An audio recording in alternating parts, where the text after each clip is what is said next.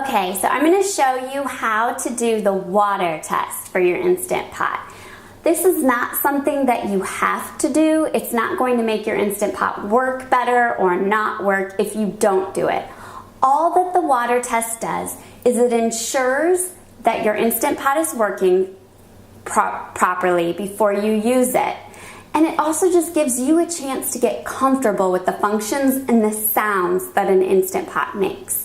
So in order to do the water test, all you're going to do is you're going to have your inner pot, of course, safely inside your Instant Pot base or your electric cooker base. You're going to take about 3 cups of water and pour it in your inner base. Take your lid, place it on, secure it until you hear that beep until things are nice and locked. Turn your knob to the sealed. Make sure your knob is pointed toward the word sealing or sealed.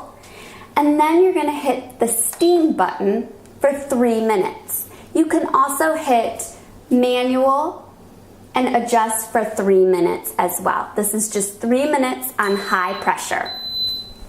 It's going to beep when it turns on, and now it's going to build up pressure.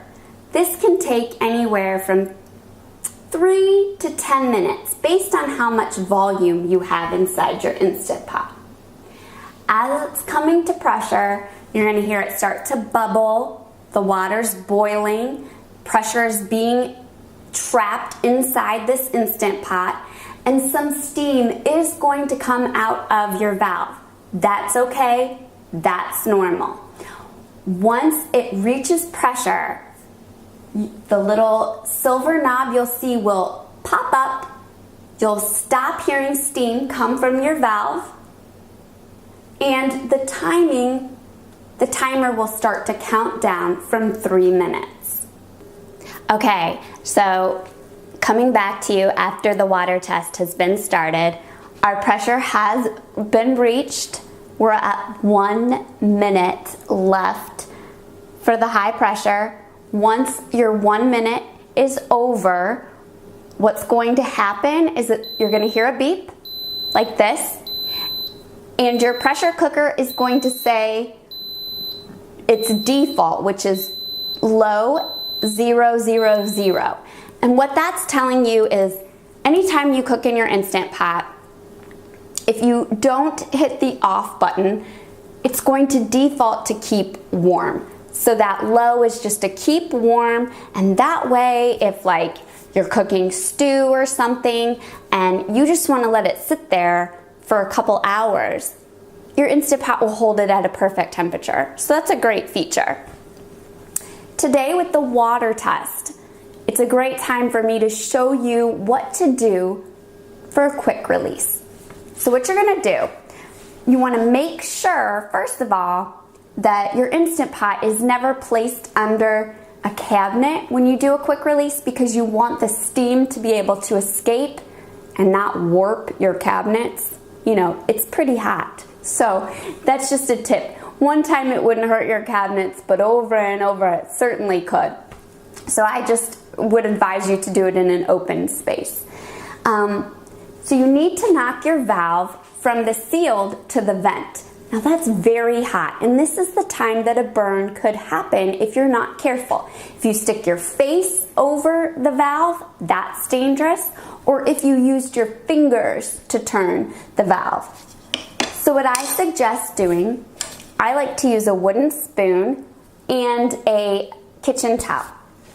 You can also use an oven mitt. I mean, you could be extra safe with an oven mitt and a kitchen and a wooden spoon and knock it back. I like to stick my kitchen towel right over the valve, and that way any liquid that could come up, because there will be steam released quickly, it kind of traps it in that kitchen towel. So if I were to try to do a quick release on a soup, it would spew up liquid. Not a good idea, but if I have a kitchen towel here, that helps prevent that from happening.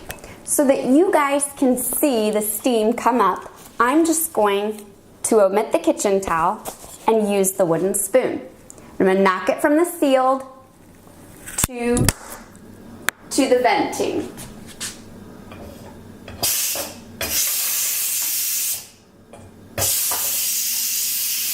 And there you go. You can see that it took me a couple times to knock it over. That's okay. All that steam is being released. And you cannot open the lid. The lid is locked until your pressure valve, the floating valve, has fully deflated and sunk back down. And that's a safety mechanism, again, of the Instant Pot. So you don't have to worry about opening the lid too soon and pressure being released all over you. So the steam is starting to slow down.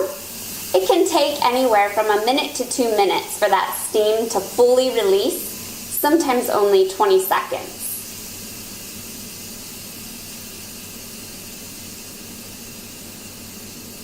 It's just about done. You can hear that it's almost over.